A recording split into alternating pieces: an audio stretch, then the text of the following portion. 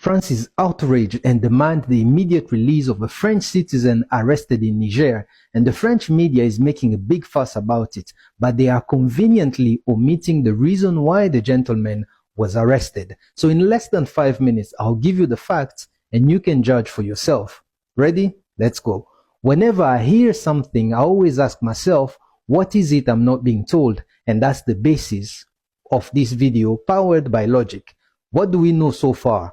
The bloodless coup in Niger is denounced by France as illegitimate, dangerous, and the French president has refused to recognize Niger's government. Meanwhile, in Gabon, it complied with international standards, so it's eco-France friendly and it respects the environment and French interests.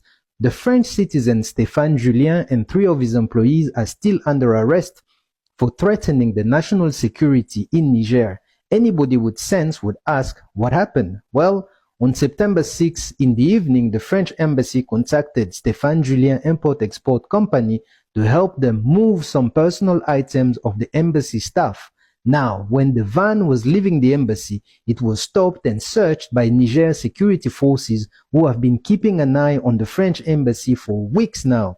They inspect everything that goes in and out the embassy. Even flies are now complaining about this. So in case you're wondering why they are watching the embassy, well, Niger gave the French ambassador 48 hours to leave last month, but he refused. He's now an illegal migrant in the country. Some people claim he's already left, and this is just a pretext for France to attack in case Niger decided to enter in the embassy. Also, Niger ordered French army to leave by September 4th, and they are still there. Okay, let's go back to the story. In that van, according to reports, they found military uniforms and t-shirts belonging to Burkina Faso. And according to recent information, those items belongs to a French defense attaché.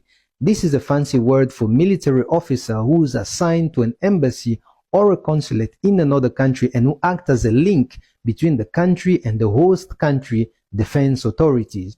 The explanation given here is that this French defense attaché was previously based in Burkina Faso. I mean, it still doesn't make any sense, especially since armed groups have used Burkinabe military uniforms in the past to commit crimes in the region. Anyways, back to Stéphane Julien. 2 days after the incident, he was invited to the police station for questioning. Then one thing led to another and they decided to keep him a bit longer. African hospitality comes in many forms.